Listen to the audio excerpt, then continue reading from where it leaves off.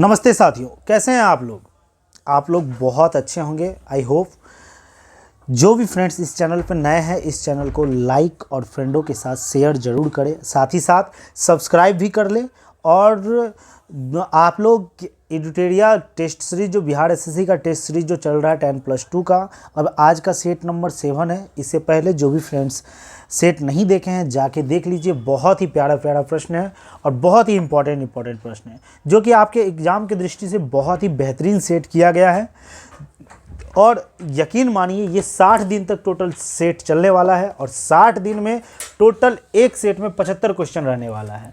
Total एक set में 75, total जो है 60 दिन में आपके पास क्वेश्चनों की संख्या 450 हो जाएगी। 4500 टोटल क्वेश्चन की संख्या आपको हो जाएगा।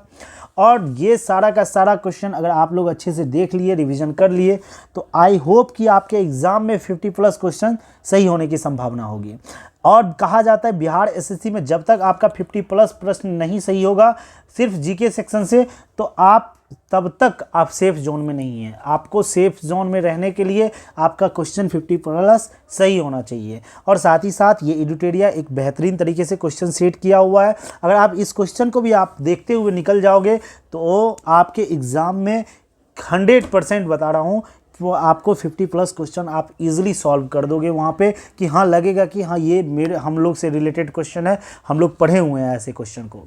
और साथ ही साथ इस सेट का अगर पीडीएफ चाहिए तो आप लोग चले जाइए, टेलीग्राम ग्रुप है यहाँ पे, Telegram group KOK the key of knowledge channel, ये टेलीग्राम का ग्रुप है।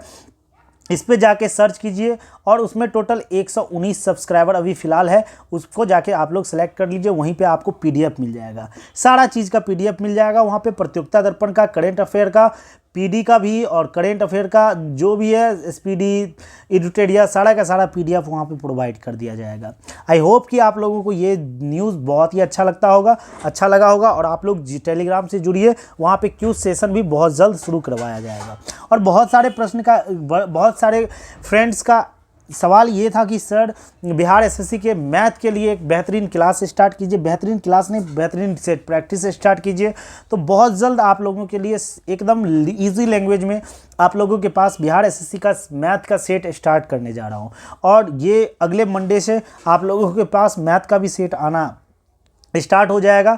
इसीलिए कोशिश कीजिए इस चैनल को सब्सक्राइब कर लीजिए। साथ ही साथ यहाँ पे जितने भी मार्केट में सेट उपलब्ध होंगे वो सारा का सारा आपको यहाँ पे टेस्ट करवाया जाएगा। इसके लिए भी आप क्या कीजिए, कहीं भटकने की आपको ज़रूरत नहीं है। आप इस चैनल को एकदम से सब्सक्राइब कर लीजिए और आप घर बैठे किताब वगैरह सब कुछ नहीं लेना है। आप बस इस सेट का पीडीएफ आप लोग को दिया जाएगा, बस पीडीएफ आप लोग उसको रखते जाइएगा, उसको रिविज़न करते जाइएगा, जो इसमें एक भी पैसा खर्चा नहीं होगा। एकदम फ्री ऑफ कॉस्ट आपको पीडीएफ वहाँ पे प्रोवाइड कराया जाएगा। इसीलिए आज क्वेश्चन सेट नंबर 7 आज हम लोग करने वाले हैं।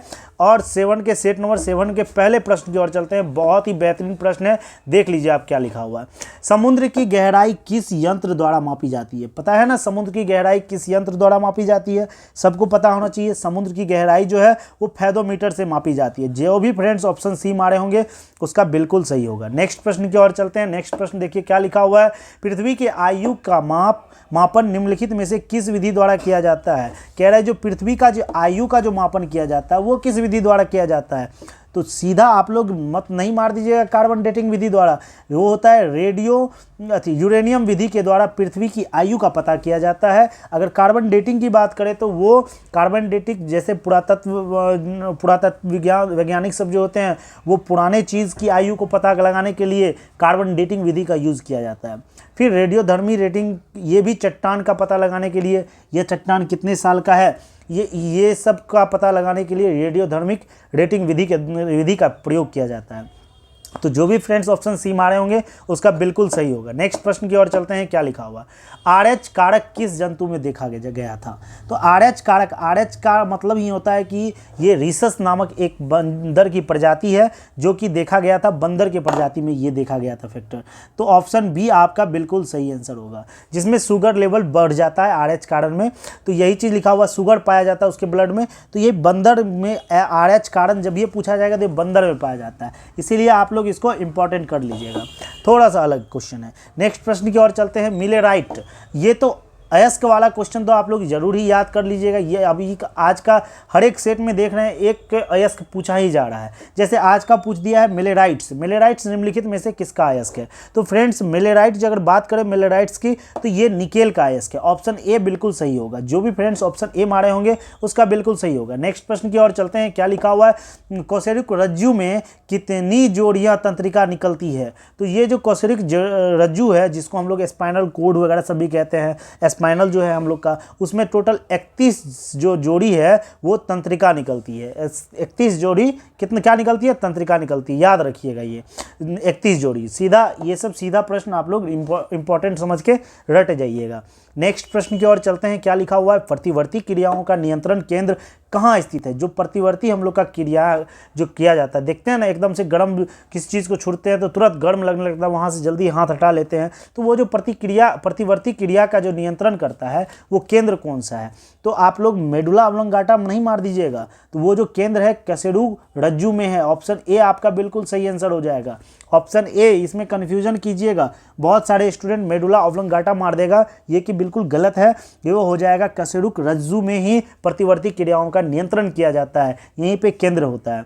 चलिए नेक्स्ट प्रश्न की ओर चलते हैं। क्या लिखा हुआ नेक्स्ट प्रश्न? मानव शरीर के तापक्रम के संबंध में सही कथन को चुनने के लिए कहा रहा है कि मानव शरीर का तापक्रम संबंध में सही कथन क्या है, ये पूछा जा रहा है। सर्दी के मौसम में घट जाता है? बिल्कुल नहीं। गर्मी के मौसम में बढ़ जाता है? ये भी नहीं होगा। सर्दी के मौसम में बढ़ता है? बिल्कुल नहीं। किसी भी मौसम में शरीर के तापमान में कोई परिवर्तन नहीं होता। याद रखिएगा, शरीर का तापमान ठंडा में भी उतना ही रहेगा, गर्मी में भी उतना रहेगा, कभी नहीं कम होगा। तो ऑप्शन डी आपका बिल्कुल सही आंसर हो जाएगा। नेक्स्ट प्रश्न की ओर चलते हैं। नेक्स्ट प्रश्न आपका देखिए क्या लिखा हुआ है? रक्त में ऑक्सीजन की सांद्रता में कमी आने पर श्वास की गति क्या हो जाती है? मान लीजिए कह रहा है कि जब रक्त में ऑक्सीजन की कमी हो जाती है, देखते हैं ना कि ज़्यादा हम लोग दौड़ने लगते हैं, दौड़ते दौड़ते क्या होता है उसमें ऑक्सीजन मिलना बहुत कम हो जाता है और हम लोग तेज तेज से सांस लेने लगते हैं। तो श्वसन की जो गति हो जाएगा उसमें क्या हो जाएगा? सामान्य से बढ़ जाएगा। तो ऑप्शन ए आपका बिल्कुल सही आंसर होगा। वो क्या होगा? सामान्य से बढ़ जाएगा। ऑप्शन ए आपका बिल्कुल सही है कि रक्त में जब ऑक्सीजन की सांद्रता कम हो जाएगी तो श्वसन की गति बढ़ जाएगी। ऑप्शन ए आपका बिल्कुल सही आंसर है। नेक्स्ट प्रश्न की ओर चलते हैं। बहुत ही बेहतरीन प्रश्न है, जिसको इसके बारे में पूरा डिटेल पता होगा वही तो ये क्वेश्चन का आंसर दे सकते हैं। क्या लिखा हुआ? लंबाई की न्यूनतम इकाई निम्न में से कौन सी है? लंबाई का कह रहा है न्यूनतम इकाई। सबसे पहले ऊपर से नीचे जाइएगा तो deci, centi, milli, micro, nano, pico, femto, atto. तो सबसे जो ऊपर जाइएगा वो फर्मी मीटर होता है। न्यूनतम कह रहा है ना, सबसे कम होता है, फर्मी मीटर का सबसे कम होता है। तो आप लोग कॉमेंट करके बताइए फर्मी मीटर कितना पे पावर कितना होता है, माइनस वो बता दिए। आप लोग कमेंट करके बताइए इस बॉक्स में क्या भरा जाएगा। चलिए नेक्स्ट प्रश्न की ओर चलते हैं। क्या लिखा हुआ नेक्स्ट प्रश्न? कि शरीर का ऐसा कौन सा अंग है जो हर समय काम करता है? बताइए कौन सा अंग है हर समय काम करता है? तो हमारा प्यारा सा हृदय जो है, जहाँ पे कहते हैं ना हृदय टूट गया, दिल टूट गया हृदय के पास ही, तो यही जो कहते हैं ना हृदय जो है हर वक्त चलते रहता है, धक धक धक धक धक धक करते रहता है। इसीलिए ऑप्शन बी आपका बिल्कुल सही होगा। ये कभी नहीं रेस्ट लेता है, हर समय काम करते रहता है। ऑप्शन बी आपका बिल्कुल सही आंसर हो जाएगा। नेक्स्ट प्रश्न की ओर चलते हैं। निम्नलिखित में से किसका या किनका बीमीय सूत्र m l पे पावर 1 t पे पावर 1? तो l देखिए, m तो नॉर्मल जानते हैं कि मीटर को लेंथ को डिनोट करता है, नॉर्मल m कोई भी चीज़ को मास को डिनोट करता है, l लेंथ को डिनोट करता है, l पे पावर 1 है तो मतलब या तो मीटर होगा नॉर्मल, और t पे पावर माइनस का 1 मीटर पर सेकेंड। अब बताइए मीटर पर सेकेंड इसका किस में से किसका फार्मूला हो जाएगा? तो याद रखिएगा वो चालक का फार्मूला होता है। जानते हैं ना, चालक बराबर क्या होता है? दूरी बटे समय होता है, दूरी बटे समय हो जाता है। समय, अब बताइए दूरी को m से डिनोट किया जाता है, समय को s से, तो मीटर पर सेकेंड। इसी को हम लिखते हैं विमीय सूत्र, इस तरीके से लिखते हैं। विमीय सूत्र निकालना सीखिए, बहुत ही ईजी है। नेक्स्ट क्लास में हम लोग बताएंगे विमीय सूत्र किस तरीके से निकाला जाता है। इसीलिए इस फ्रेंड्स आप लोग इस चैनल को सब्सक्राइब जरूर कर ले, आपको यहाँ पे बेहतर कंटेंट मिलेगा और साथ ही साथ मार्केट में जितने भी सेट है सब का PDF आप लोग को उपलब्ध करा के यहाँ पे डिस्कशन करने को मौका मिलेगा। अभी आप लोगों की सपोर्ट की ज़रूरत है, आप लोग ज़रूर जाके सब्सक्राइब कर ले, साथ ही साथ कुछ फ्रेंडों के साथ या आपके जो भी छोटे मोटे फ्रेंड है उसको भी शेयर कर दे कि ये अपना चैनल है, अपने भाई का चैनल है, या अपने जो भी आप मानते हो अपने परिवार मान के चलिए इस चैनल को। आप लोग इस चैनल को क्या कीजिए, बहुत ज़्यादा अपने फ्रेंडों के साथ शेयर भी कीजिए फ्रेंड्स, और पूरा का पूरा वीडियो देखा कीजिए, पूरा वीडियो देखिएगा तब ना समझ में आएगा कि हाँ कौन सा क्वेश्चन इंपॉर्टेंट है, किस टॉपिक पे हमको वर्क करना है। अगर एक ही क्वेश्चन देख के नहीं चल ये आता ही आता है, बहुत सारा ऐसा क्वेश्चन है जो आपको नहीं आता होगा, उस टॉपिक पे वर्क कीजिए। एक भी क्वेश्चन संकल्प ले लीजिए, एक भी क्वेश्चन छूटा तो संकल्प हमारा टूटा, ऐसा प्रण ले लीजिए, समझ गया ना। कोई भी एग्जाम निकाल, अभी के तरह जिस तरीके से जनरल कंपटीशन लेवल बढ़ते जा रहा है, तो इसीलिए आप लोगों को हर एक टॉपिक पे अच्छे से वर्क करना पड़ेगा। इसीलिए कोशिश हम तो यही कहते हैं सबको कि एनसीईआरटी पढ़िए, तो साथ ही साथ ये सेट वगैरह सब भी मारते रहा कीजिए। हर एक जितना भी मार्केट में प्रकाशन सेट, कम से कम एक दिन में 500 सेट देखा कीजिए। हम तो आप लोगों के लिए 75 सेट ही ओनली फॉर याद करने के लिए कहते हैं। अगर 75 क्वेश्चन भी आप लोग याद कर लीजिए, सोचिए 60 दिन के बाद आपके पास 4,500 क्वेश्चन हो जाएगा, तो वो क्वेश्चन कितना ज़्यादा इंपॉर्टेंट होगा, और सारा का सारा इंपॉर्टेंट क्वेश्चन होगा जो कि आपके कोई भी एग्जाम के लिए बहुत ज़्यादा इंपॉर्टेंट होगा। तो चलिए, आपका आई होप कि आपको ये आंसर आपको लोग को पता चल गया होगा, चाल होगा। चलिए नेक्स्ट प्रश्न की ओर चलते हैं। क्या लिखा हुआ है? श्वसन के दौरान वायु में गमन का सही क्रम। अब हम लोग सांस जब लेते हैं ना, तो उसमें कहाँ कहाँ से सीधा वायु गमन करता है? तो सबसे पहले कहाँ जाता है? नासा मार्ग में जाता है, फिर उसके बाद गर्दन के नीचे ट्रेकिया में आता है, ट्रेकिया के जस्ट नीचे ब्रोंकाई में जाता है, फिर जाके ब्रेकियोल्स में जाता है। ऑप्शन बी आपका बिल्कुल सही आंसर हो जाएगा। जो भी फ्रेंड्स ऑप्शन बी मारे होंगे उसका बिल्कुल सही होगा। नेक्स्ट प्रश्न की ओर चलते हैं। बहुत ही बेहतरीन प्रश्न है। देखिए, सबसे इंपॉर्टेंट प्रश्न, जिसको भी पता हो फटाक आंसर कीजिए। क्या लिखा हुआ है? निर्वात में गमन करने वाला तरंग क्या है?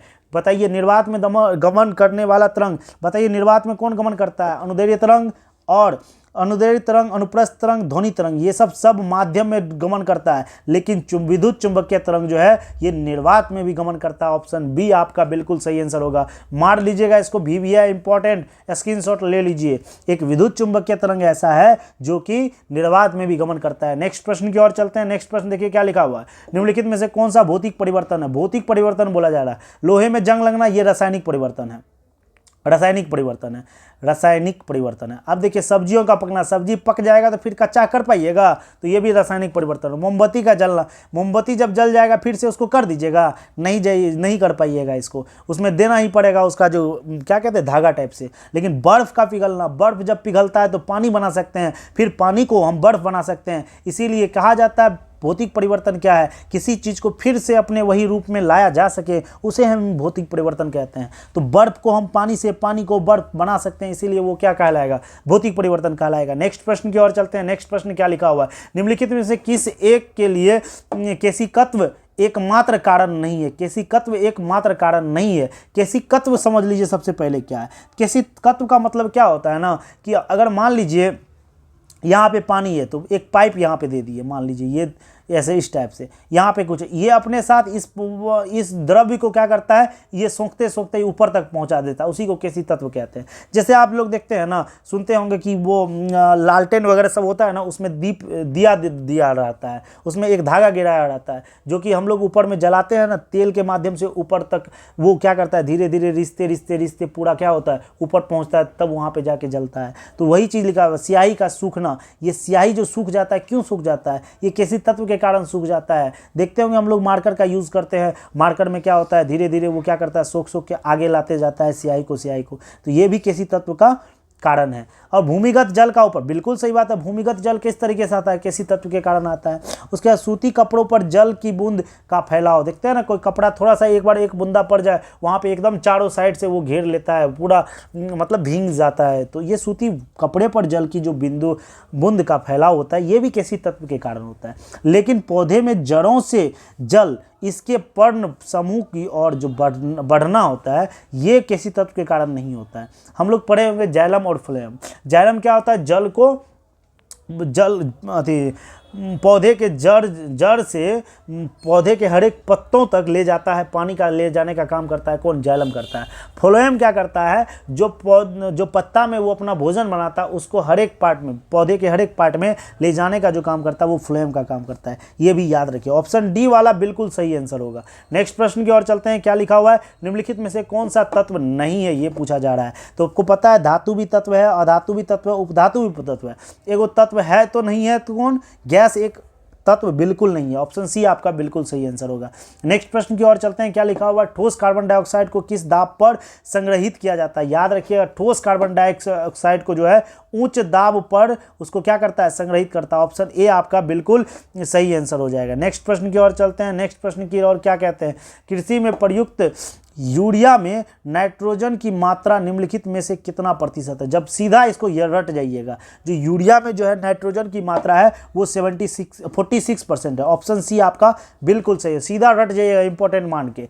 चलिए नेक्स्ट प्रश्न की ओर चलते हैं। क्या लिखा हुआ है, निम्नलिखित में से कौन सा एक वायु प्रदूषण का जैव सूचक है? वायु प्रदूषण का एक जैव सूचक है, ये पूछा जा रहा है। तो याद रखिए लाइकेन जो है वायु सूचक का एक जैव सूचक है, हमेशा याद रखिए। सी ऑप्शन आपका बिल्कुल सही आंसर होगा। नेक्स्ट प्रश्न की ओर चलते हैं। नेक्स्ट प्रश्न आपका क्या लिखा हुआ है, दंतवलय निम्न में से कैल्शियम के किस यौगिक से बनता है? तो याद रखिए उसमें कैल्शियम फास्फेट होता है। ऑप्शन डी आपका बिल्कुल सही आंसर हो जाएगा। नेक्स्ट प्रश्न की ओर चलते हैं। क्या लिखा हुआ है, वाष्पीकरण के कारण शीतलता कैसे होती है? जो शीतलता होता है वो कैसे होता है? क्योंकि द्रव के कण द्वारा ऊर्जा को अवशोषित करने का कारण होता है। ऑप्शन बी आपका बिल्कुल सही आंसर होगा, याद रखिएगा। नेक्स्ट प्रश्न की ओर चलते हैं। क्या लिखा हुआ है आपका, नेक्स्ट प्रश्न क्या कह रहा है, देखिए ध्यान से। किस वैज्ञानिक ने द्रव्यों की विभाजकता का सिद्धांत सर्वप्रथम प्रस्तुत किया था? कह रहा है द्रव्यों की विभाज्यता का सिद्धांत सर्वप्रथम प्रस्तुत किया था कौन? तो जो भी फ्रेंड्स ऑप्शन ए मारे होंगे, जॉन डाल्टन जो है द्रव्यों की विभाज्यता का सिद्धांत सर्वप्रथम प्रस्तुत किया था। नेक्स्ट प्रश्न की ओर चलते हैं। क्या है नेक्स्ट प्रश्न, निकट दृष्टि दोष में किस लेंस का उपयोग किया जाता है? बताइए निकट दृष्टि दोष में किस लेंस का उपयोग किया जाता है? तो अवतल लेंस का उपयोग किया जाता है। ऑप्शन बी आपका बिल्कुल सही है। उत्तल लेंस के में जो है दूरदृष्टि दोष में यूज किया जाता है। उत्तर लेंस का यूज दूरदृष्टि दोष में यूज किया जाता है। नेक्स्ट प्रश्न की ओर चलते हैं। क्या लिखा हुआ है नेक्स्ट प्रश्न, ध्यान से देखिए। क्या लिखा हुआ, मैग्नीशियम क्लोराइड का रासायनिक सूत्र क्या है? मैग्नीशियम क्लोराइड का पूछा जा रहा है, रासायनिक सूत्र क्या है? जल्दी जल्दी आप लोग कमेंट कीजिए मैग्नीशियम क्लोराइड का। तो मैग्नीशियम क्लोराइड का रासायनिक सूत्र जो होगा MgCl2 होगा। ऑप्शन सी आपका बिल्कुल सही आंसर होगा। नेक्स्ट प्रश्न की ओर चलते हैं। क्या लिखा हुआ है, तड़ित चालक का आविष्कार किसने किया था? तो तड़ित चालक का आविष्कार किसने किया था? जल्दी जल्दी आप लोग कमेंट कीजिए। ऑप्शन डी आपका बिल्कुल सही होगा, बेंजामिन फ्रैंकलिन ने तड़ित चालक का आविष्कार किया था। नेक्स्ट प्रश्न की ओर चलते हैं। क्या लिखा हुआ है, आर्थिक समीक्षा 2022-23 के अनुसार भारत मतलब क्रय शक्ति समानता के संदर्भ भारतीय अर्थव्यवस्था का क्रम क्या है? मतलब जो कह रहा है कि भारतीय अर्थव्यवस्था का जो क्रम है आर्थिक समीक्षा के तहत 2022-23 में ये क्रम कैसा है? पहला है या दूसरा है या तीसरा है? तो याद रखिएगा तीसरा क्रम है इसका। ए ऑप्शन आपका बिल्कुल सही आंसर होगा। नेक्स्ट प्रश्न की ओर चलते हैं। नेक्स्ट देखिए आपका प्रश्न क्या कह रहा है कि राजस्थान सरकार ने भारत के पहले वेटलैंड शहर के रूप में किस शहर को विकसित करने की योजना बनाई है? बताइए पहले वेटलैंड शहर के रूप में राजस्थान सरकार के द्वारा ये जो भारत के पहले वेटलैंड शहर के रूप में किस शासक को विकसित करने का योजना बनाया है? तो आपको ये आंसर होगा, आपका आंसर ऑप्शन सी होगा, उदयपुर हो जाएगा। नेक्स्ट प्रश्न की ओर चलते हैं। नेक्स्ट प्रश्न आपका क्या लिखा हुआ है, लॉरियस एम्बेसडर के रूप में हाल ही में किस खिलाड़ी को चुना गया है? तो याद रखिएगा लॉरियस एम्बेसडर के रूप में नीरज चोपड़ा को चुना गया है। ऑप्शन ए आपका बिल्कुल सही आंसर होगा, बहुत ज़्यादा इंपॉर्टेंट है। नेक्स्ट प्रश्न की ओर चलते हैं। क्या लिखा हुआ है, अक्टूबर 2023 में किसे नवरत्न का दर्जा दिया गया? अक्टूबर 2023 की बात कर रहे हैं, ये भी करंट अफेयर का बहुत ही मोस्ट इंपॉर्टेंट क्वेश्चन है। तो इसमें जो है राइट्स लिमिटेड को जो है अक्टूबर 2023 में जो है नवरत्न का दर्जा दिया गया है। नेक्स्ट प्रश्न की ओर चलते हैं। नेक्स्ट प्रश्न क्या कह रहा है, अर्जुन पुरस्कार विजेता श्री अमित का संबंध किस खेल से? तो कह रहा है कि श्री अमित का संबंध किस खेल से है? तो याद रखिएगा वो अमित का संबंध जो है बॉक्सिंग से है। ऑप्शन ए आपका बिल्कुल सही आंसर होगा। नेक्स्ट प्रश्न की ओर चलते हैं। नेक्स्ट प्रश्न देखिए आपका क्या कह रहा है, किस IIT के वैज्ञानिकों ने कृत्रिम हृदय तैयार किया है? कृत्रिम हृदय किसने तैयार किया है? तो आपका आंसर हो जाएगा option A Kanpur, IIT Kanpur के द्वारा कृत्रिम हृदय तैयार किया गया है। नेक्स्ट प्रश्न की ओर चलते हैं। देखिए क्या लिखा हो, वित्तीय वर्ष 2023-24 के लिए संशोधित राजकोषीय घाटा का कितना बजट अनुमान लगाया गया है? बजट से प्रश्न है फ्रेंड्स, बहुत ही ज़्यादा इंपॉर्टेंट है। 2023-24 में कह रहा है राजकोषीय घाटा का कितना बजट अनुमान लगाया गया है? तो आपका आंसर हो जाएगा 17,34,773 करोड़ रुपया का बजट लगाया है। 17,34,773 करोड़ रुपया का बजट लगाया गया है। ऑप्शन बी आपका बिल्कुल सही आंसर होगा। नेक्स्ट देखिए, जो भी फ्रेंड्स चैनल पे नए हैं जल्दी जल्दी करके जाके चैनल को सब्सक्राइब कर लीजिए फटाक से।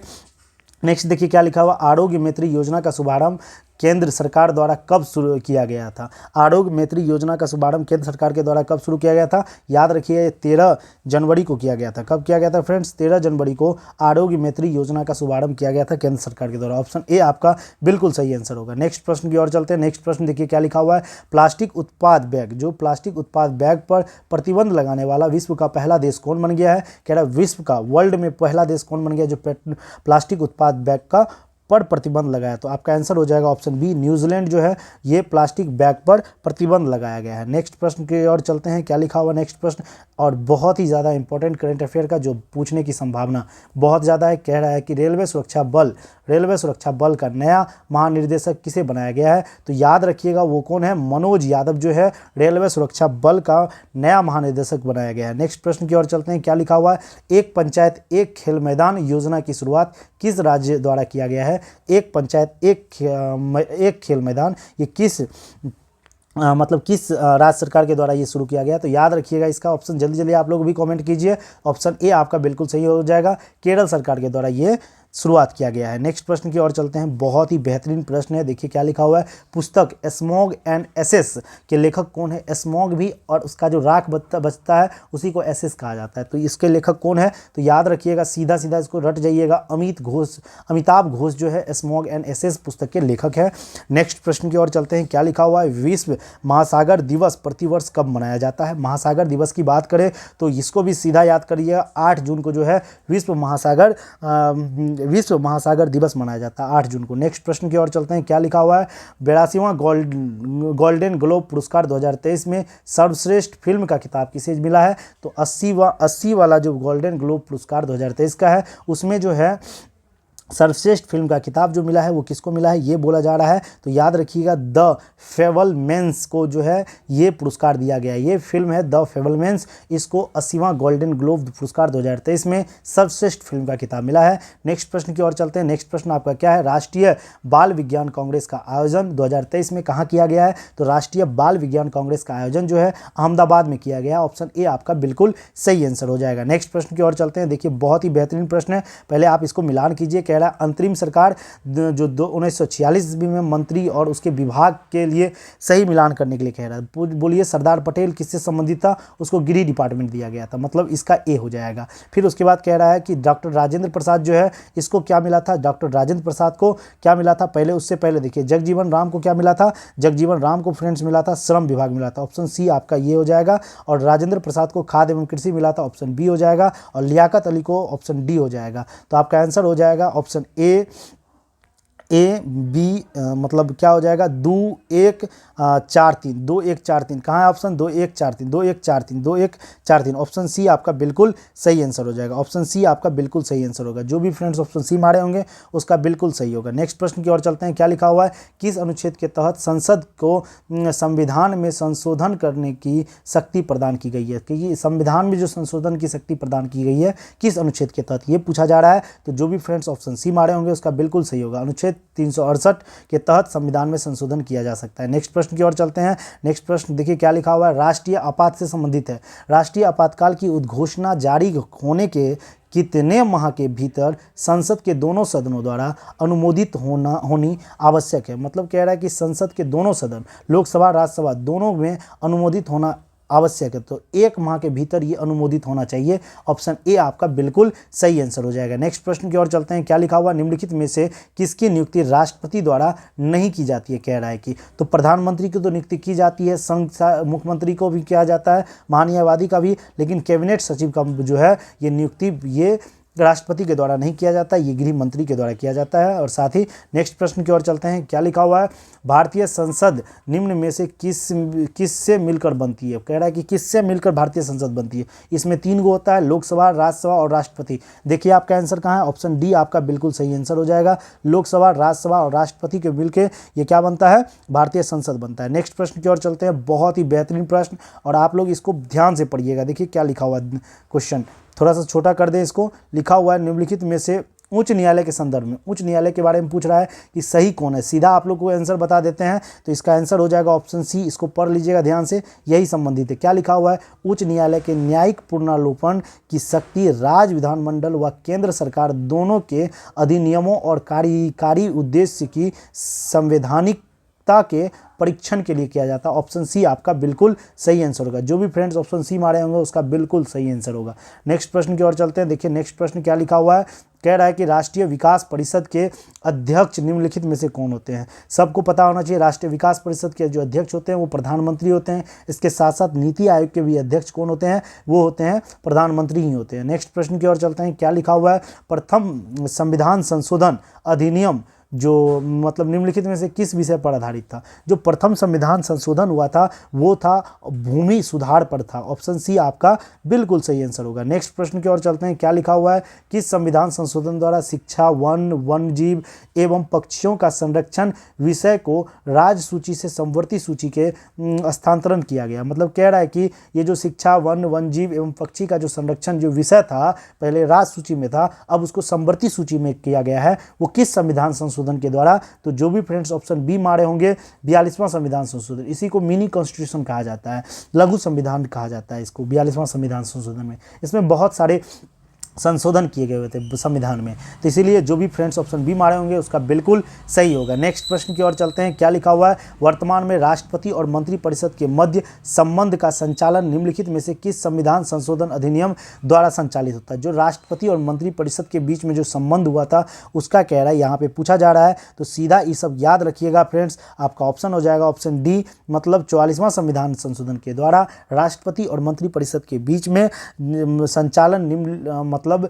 संविधान संशोधन अधिनियम के द्वारा किया गया था। 44वां संविधान संशोधन के द्वारा कि राष्ट्रपति और मंत्रिपरिषद के मध्य संबंध का जो संचालन किया गया था वो 44वां संविधान संशोधन जब हुआ था उसी में बताया गया था। नेक्स्ट प्रश्न की ओर चलते हैं। क्या लिखा हुआ है? देखिए बहुत ही इंपॉर्टेंट प्रश्न आज के सेक्स का, ये बहुत अच्छा इंपॉर्टेंट प्रश्न है। कृष्ण छिद्र सिद्धांत के प्रतिपादक कौन थे? मतलब कह रहा है कि साइंस से ये है, कृष्ण छिद्र सिद्धांत के प्रतिपादक कौन थे? जो भी फ्रेंड्स ऑप्शन ए मारे होंगे एस चंद्रशेखर, नहीं मार दीजिएगा सीवी रमन, एस चंद्रशेखर ने कृष्ण छिद्र सिद्धांत के प्रतिपादक थे। चलिए नेक्स्ट प्रश्न की ओर चलते हैं। क्या लिखा हुआ? यूरोप में पिरेनीज पर्वत श्रृंखला किन दो देशों को अलग करती है? कह रहा है कि यूरोप में जो पिरेनीज पर्वत श्रृंखला है ये किन दो देशों को अलग करती है? याद रखिएगा ये स्पेन और फ्रांस को क्या करती है? अलग करती है। स्पेन और फ्रांस को क्या करती है? अलग करती है पिरेनीज पर्वत श्रृंखला। रट जाइएगा ये सब प्रश्न को फ्रेंड्स। नेक्स्ट प्रश्न की ओर चलते हैं। क्या लिखा हुआ है? निम्नलिखित में से कौन भारत का पहला स्वदेशी प्रयास से बना परमाणु विद्युत केंद्र है? तो पहला स्वदेशी प्रयास से जो बना परमाणु विद्युत केंद्र था खुद देश मतलब भारत के द्वारा बनाया गया था, वो था कल्पक्कम परमाणु विद्युत केंद्र। सीधा इस सबको याद रखिएगा। बहुत सारा आप लोग को कमेंट में आप लोग कमेंट करते हुए जाइए कि किसका आंसर क्या होगा नहीं होगा, और जो भी क्वेश्चन पूछना है आप लोग कमेंट करके जरूर बताइए। नेक्स्ट प्रश्न की ओर चलते हैं। क्या लिखा हुआ है? निम्नलिखित पर्वत दर्रों सही पश्चिम से पूरब की ओर कह रहा है। तो पहले आ जाएगा सिपकिल्ला, फिर आ जाएगा लिपुलेख, फिर आ जाएगा नाथुला, फिर आ जाएगा कौन सा? नाथुला आ जाएगा, फिर आ जाएगा बोमडिला, लास्ट में आ जाएगा बोमडिला। मतलब क्या हो जाएगा? 1 4 2 3, 1 4 2 3, 1 4 2 3। ऑप्शन सी आपका बिल्कुल सही आंसर हो जाएगा। इस सबको ध्यान से देखते हुए यही सब क्वेश्चन आजकल पूछा जा रहा है। एन्नोर बंदरगाह सीधा याद रखिएगा। एन्नोर बंदरगाह कहाँ है? तमिलनाडु में है। याद रखिए एन्नोर बंदरगाह कहाँ है? तमिलनाडु में। नेक्स्ट प्रश्न की ओर चलते हैं। क्या लिखा हुआ है? सूची 1 सूची 2 से सुमेलित कीजिए तथा सूचियों के नाम दिए गए हैं कूट से सही उत्तर चुनिए। चुनने के लिए कह रहा है, ध्यान से देखिए, सही उत्तर कह रहा है चुनने के लिए।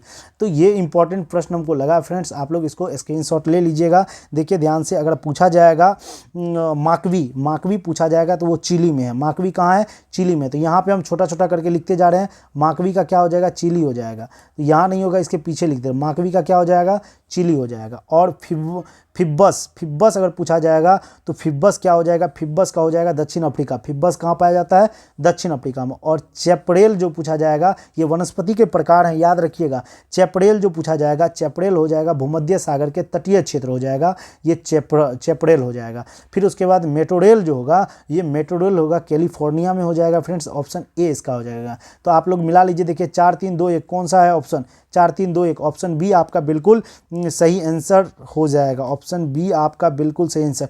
एक बार थोड़ा सा बस छोटा सा इसमें गलती हो गया फ्रेंड्स, एक बार ध्यान से देख लीजिए, फिर से एक बार भी कह रहे हैं। माकवी अगर पूछा जाएगा तो माकवी जो होगा वो भूमध्य सागर में होगा। कहाँ होगा? भूमध्य सागर के तटीय क्षेत्र में। ये 2 हो जाएगा माकवी का। और फिब्बस अगर पूछा जाएगा तो फिब्बस वो दक्षिण अफ्रीका में है। फिर उसके बाद चेपड़ेल अगर पूछा जाएगा तो चेपड़ेल कैलिफोर्निया में है। फिर उसके बाद मेटोरेल पूछा जाएगा तो मेटोरेल चिली में है। एक बार इसको ध्यान से देख लीजिएगा। और इसका आंसर देखिए क्या होगा, 2 3 1 4, 2 3 1 4। ऑप्शन ए आपका बिल्कुल सही आंसर हो जाएगा। नेक्स्ट प्रश्न की ओर चलते हैं। क्या लिखा हुआ है? वातावरण के जैविक एवं अजैविक घटकों की अंतः क्रिया से विकसित तंत्र जो होता है, ये अजैविक और अजैविक क्रिया के अंतः क्रिया से जो विकसित तंत्र जो होता है उसको क्या कहते हैं? तो याद रखिएगा, उसको कहते हैं परितंत्र कहते हैं। ऑप्शन सी आपका बिल्कुल सही आंसर हो जाएगा। नेक्स्ट प्रश्न की ओर चलते हैं। देखिए क्या लिखा हुआ है? मौसम आधारित फसल बीमा योजना सबसे मोस्ट इंपॉर्टेंट प्रश्न है। ये सब सीधा याद रखने वाला चीज है। सर्वप्रथम लागू की गई थी किस राज्य में? कह रहा है कि मौसम आधारित फसल बीमा योजना सर्वप्रथम लागू की गई थी, तो याद रखिएगा वो कर्नाटक में किया गया था। ऑप्शन बी आपका बिल्कुल सही आंसर होगा। नेक्स्ट प्रश्न की ओर चलते हैं। क्या लिखा हुआ है? कृषि मूल्य आयोग, ये भी इंपॉर्टेंट है। कृषि मूल्य आयोग का स्थापना कब हुआ था? याद रखिए 1965 में कृषि मूल्य आयोग का स्थापना हुआ था, कृषि मूल्य आयोग का। नेक्स्ट प्रश्न की ओर चलते हैं। और साथ ही साथ जो भी फ्रेंड्स इस चैनल पर नए हैं सब्सक्राइब जरूर कर ले। और इससे पहले भी आपका 6 सेट हो चुका है, और उसको भी जाके आई बटन वहाँ पे दिख रहा होगा आपके कोना में राइट साइड के ऊपर में, देख लीजिए। और वहाँ पे जाके क्लिक करके सारा का सारा आप इसका क्या देख सकते हैं, मतलब जितना भी सेट हुआ है, 7 गो सेट अभी तक में हुआ है टोटल, आप लोग वहाँ से उसके पीछे से जाके देख सकते हैं। और वो एक प्ले स्टोर बना हुआ है, वहाँ पे आप एडुटेरिया सेट प्रैक्टिस भी आप सर्च करोगे तो इजीली आ जाएगा, या इजीली ऊपर में वो अभी तो फिलहाल कर ही रहा होगा क्योंकि 60 दिन का वो सेट चलने वाला है। चलिए नेक्स्ट प्रश्न की ओर चलते हैं। क्या लिखा हुआ? मौद्रिक नीति है। मौद्रिक नीति क्या है? तो सीधा ये सब इकोनॉमिक्स का प्रश्न है, तो मौद्रिक नीति पूछा जा रहा है। तो मौद्रिक नीति याद रखिएगा, राजकोषीय नीति के पूरक होते हैं मौद्रिक नीति। ये इंपॉर्टेंट है फ्रेंड्स, सीधा याद रखिए, मौद्रिक नीति राजकोषीय नीति का पूरक। चलिए नेक्स्ट प्रश्न की ओर चलते हैं। क्या लिखा हुआ है? निम्नलिखित में से कौन सा एक वित्तीय समावेशन की प्रक्रिया की सफलता में बाधक है? कह रहा है कि जो वित्तीय समावेशन होता है उसकी जो प्रक्रिया होती है उसमें बाधक कौन सा है इन सभी में से? तो आपका आंसर हो जाएगा, मतलब निम्न आय भी इसमें बाधक होता है वित्तीय समावेशन में, निरक्षरता भी इसमें बाधक का रूप करता है, और बैंक शाखाओं का अभाव भी इसमें वित्तीय समावेशन में बाधा का काम करता है। तो इसीलिए आपका आंसर हो जाएगा उपयुक्त सभी के सभी जो है इसमें वित्तीय समावेशन की प्रक्रिया में बाधा उत्पन्न करते हैं। चलिए नेक्स्ट प्रश्न की ओर चलते हैं। क्या लिखा हुआ है? भारत में मुद्रास्फीति के संदर्भ में निम्नलिखित कथनों में कौन सा सही है? मुद्रास्फीति के बारे में पूछा जा रहा है। तो मुद्रास्फीति सबसे पहले आप समझ लीजिए, ये देखिए आपका एक ऑप्शन पढ़िएगा ध्यान से, तो ऑप्शन सी आपको नजर आएगा। इसमें देखिए घटा हुआ मुद्रा परिचलन, घटा हुआ मुद्रा परिचलन मतलब मनी सर्कुलेशंस मुद्रास्फीति के नियंत्रण में सहायक होता है। जब कोई भी मुद्रा का परिचलन घट जाता है या उसको कहते हैं मनी सर्कुलेशन, तो मुद्रास्फीति के नियंत्रण में क्या होता है? वो सहायता करता है। तो ऑप्शन सी आपका बिल्कुल सही आंसर होगा। तो इकोनॉमिक्स है भाई, इसको अच्छे से आप लोग क्या कीजिएगा, एक बार जाके रिवीजन कर लीजिए। इसमें कितना पढ़िएगा आपको थोड़ा बहुत गलती होगा ही, इसको प्रैक्टिकली रूप से पढ़िएगा तो ईजिली आपको समझ में आ जाएगा। नेक्स्ट प्रश्न की ओर चलते हैं। क्या लिखा हुआ है? 18 कैरेट स्वर्ण, इसमें बताइए शुद्ध सोना का अनुपात कितना? कहते हैं ना हम 18 कैरेट का सोना, इसमें कह रहा है सोना की मात्रा कितनी होगी टोटल? तो याद रखिएगा इसमें 18 कैरेट स्वर्ण में 75% स्वर्ण का अनुपात होगा। नेक्स्ट प्रश्न की ओर चलते हैं। क्या लिखा हुआ है? 11वीं पंचवर्षीय योजना, और 12 को पंचवर्षीय योजना हुआ उसके बाद खत्म कर दिया गया था। ये 11वीं पंचवर्षीय योजना के बारे में पूछ रहा है। 11वीं पंचवर्षीय योजना में निरूपति समावेशिक विकास निम्नलिखित में से किस एक को सम्मिलित नहीं करता है, ये पूछा जा रहा है। तो सम्मिलित किसको नहीं करता है ये पूछा जा रहा है, ध्यान से देखिए। तो याद रखिए गरीबी में कमी लाना ये भी है इसमें, और रोजगार अवसरों का विस्तार करना ये भी है इसमें, और लिंग असमानताओं में कमी ये भी है। बाकी है तो नहीं कौन? पूंजी बाजार का सशक्तिकरण करना, ये बिल्कुल नहीं था 11वीं पंचवर्षीय योजना में। ऑप्शन सी आपका बिल्कुल सही आंसर होगा। नेक्स्ट प्रश्न की ओर चलते हैं। क्या लिखा हुआ है? मार्च 1931 ईस्वी में भगत सिंह, बहुत ज़्यादा important, most important modern history का क्वेश्चन, ये अभी तक का सबसे बेस्ट प्रश्न है इस सेट का। देखिए क्या, मार्च 1931 में भगत सिंह राजगुरु सुखदेव की फांसी फांसी के विरोध में आरा में किसके नेतृत्व में विशाल जनसभा का आयोजन किया था। कह रहा है कि जो आरा में जो मतलब भगत सिंह, राजगुरु एवं सुखदेव को जो फांसी का विरोध जो कर रही थी आरा में, वो जनसभा का जो आयोजन किसने किया था ये पूछा जा रहा है। तो याद रखिएगा इसका आयोजन जो है श्रीमती कुसुम देवी कर रही थी। ऑप्शन सी आपका बिल्कुल सही आंसर होगा। श्रीमती कुसुम देवी इस मतलब जनसभा का आयोजन कर रही थी। नेक्स्ट प्रश्न की ओर चलते हैं। क्या लिखा हुआ, निम्नलिखित में से किस समिति का गठन देशी रियासतों के लिए किया गया था। मतलब देशी रियासत के लिए किस समिति का गठन किया गया। सीधा याद रखिए, बटलर कमीशन देशी आयोग, बटलर समिति देशी आयोग। ऑप्शन ए आपका बिल्कुल सही आंसर होगा। नेक्स्ट प्रश्न की ओर चलते हैं। क्या लिखा हुआ, ब्रिटिश शासक के दौरान कौन सी भू राजस्व व्यवस्था सबसे ज्यादा क्षेत्रों में लागू की गई थी। कह रहा है कि जब ब्रिटिश शासन था उस समय भू राजस्व व्यवस्था का 3 गो पद्धति था। कौन कौन था, महलवाड़ी, रैयतवाड़ी और अस्थाई बंदोबस्त। इस तीनों में से सबसे ज़्यादा जगहों पे कौन लागू हुआ था। तो याद रखिएगा ऑप्शन सी, रैयतवाड़ी व्यवस्था सबसे ज़्यादा जगह पे लागू किया गया था। ऑप्शन सी आपका बिल्कुल सही आंसर होगा। नेक्स्ट चलिए, क्या लिखा हुआ है, निम्नलिखित विद्रोह का कालक्रम के अनुसार कौन सा विकल्प सही व्यवस्थित है। कह रहा है कि इसका क्रम बताइए, सबसे सही व्यवस्थित कौन है। तो सबसे पहले हुआ था सन्यासी विद्रोह हुआ था पहला, फिर उसके बाद नील विद्रोह हुआ था, फिर जाके पबना विद्रोह हुआ था। आपका आंसर हो जाएगा ऑप्शन बी, जो भी मारे होंगे उसका बिल्कुल सही होगा। आप लोग सब इसका कमेंट करके बोलिए अलग अलग करके, सन्यासी विद्रोह का कब हुआ था, नील विद्रोह कब हुआ था और पबना विद्रोह कब हुआ था। एक बार आप लोग कमेंट अवश्य कीजिए, जाके सर्च कीजिए। आप लोग सन्यासी विद्रोह सर्च कीजिएगा तो उसके बारे में पता चलेगा कब हुआ था, उसका नेतृत्वकर्ता कौन था। इसी तरीके से सारा का सारा जाके सर्च कीजिए, ज़्यादा देर तक माइंड में रहेगा। चलिए नेक्स्ट प्रश्न की ओर चलते हैं। क्या लिखा हुआ, भारत में प्रकाशित होने वाले पहले समाचार पत्र बंगाल गजट के प्रकाशक कौन थे। सीधी सी बात है, बंगाल गजट का प्रकाशन कौन करता था, जे ए हिक्की साहब करते थे। ऑप्शन डी आपका बिल्कुल सही आंसर हो जाएगा। बहुत जल्द खत्म होने वाला है, आप लोग बने रहिए, बस 2 मिनट में आप लोग का खत्म हो जाएगा क्वेश्चन। अरुणडेल कमेटी 1906 ईस्वी में निम्नलिखित में से किसकी सिफारिश की थी। तो बता रहा है कि अरुणडेल जो कमेटी गठन किया गया था वो किसके सिफारिश की थी। तो अरुणडेल कमेटी का सिफारिश जो है वो कौन किया था, ये बताइए जल्दी से। क्या चीज़ का सिफारिश किया था ये पूछा जा रहा है। तो याद रखिए, विभाजित बंगाल को पुनः संयोजित करने हेतु ये अरुणडेल कमेटी का गठन किया गया था। इसमें सिफारिश इसका किया गया, अरुणडेल कमेटी के द्वारा सिफारिश किया गया था। चलिए नेक्स्ट प्रश्न की ओर चलते हैं। बहुत ही बेहतरीन प्रश्न, देखिए क्या लिखा हुआ है। निम्नलिखित स्थानों को उसके स्थापना के अनुसार कह रहा है कि करने के लिए स्थापना पूछा जा रहा है।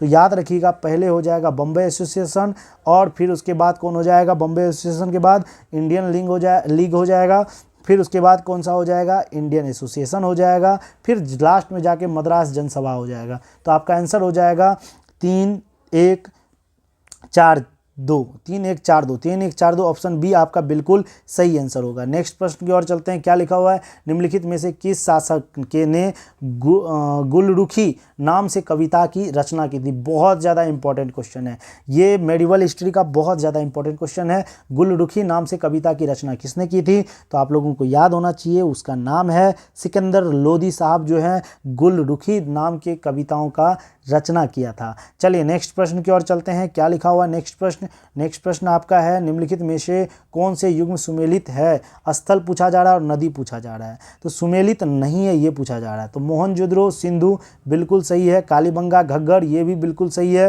रोपड़ चेनाब नहीं है, रोपड़ का चेनाब नहीं है। आप लोग कमेंट करके बताइए रोपड़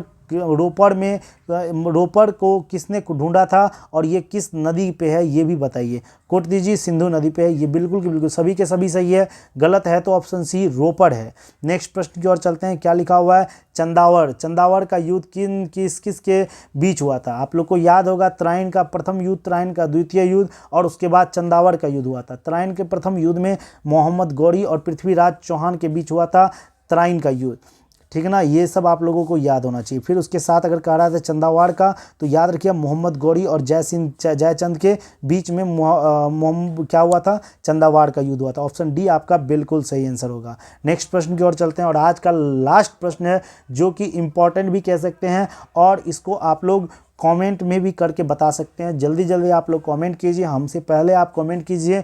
कह रहा है कि चीनी बौद्ध यात्रियों में से सबसे बाद में भारत यात्रा किसने किया था। जो चीन का ये बौद्ध यात्री था वो सबसे बाद में कौन यात्रा किया था, इसमें से पूछा जा रहा है। तो जो भी फ्रेंड्स ऑप्शन बी मारे होंगे उसका बिल्कुल सही आंसर हो जाएगा। तो आप लोग कमेंट बस ये कीजिए कि पहला चीनी यात्री कौन था, पहला चीनी यात्री कौन था। आप लोग कमेंट करके बताइए पहला चीनी यात्री कौन था, पहला चीनी यात्री कौन था जो भारत का यात्रा किया था, भारत का यात्रा किया था, यात्रा किया। तो आप लोग कमेंट करके अवश्य बताइए पहला चीनी यात्री कौन था। तो आज आपका सेट 75 को सेट मतलब 7 खत्म हो चुका है, 75 के 75 क्वेश्चन। फिर मिलते हैं नेक्स्ट वीडियो में। जो भी फ्रेंड्स फिर से बता रहा हूँ, याद दिला दे रहा हूँ, आप लोगों की सपोर्ट की बहुत ज़्यादा ज़रूरत है। आप लोग क्या कीजिए, एक सब्सक्राइब ज़रूर कर लीजिए और साथ ही साथ बेल आइकन को भी दबा दीजिएगा, जो कि जैसे ही वीडियो आता है आप पे नोटिफिकेशन के रूप में चले जाएगा। और फ्रेंड्स फिर मिलते हैं कल इसी टाइम इसी वीडियो मतलब नेक्स्ट सेट को लेके। आज के लिए जय हिंद जय भारत।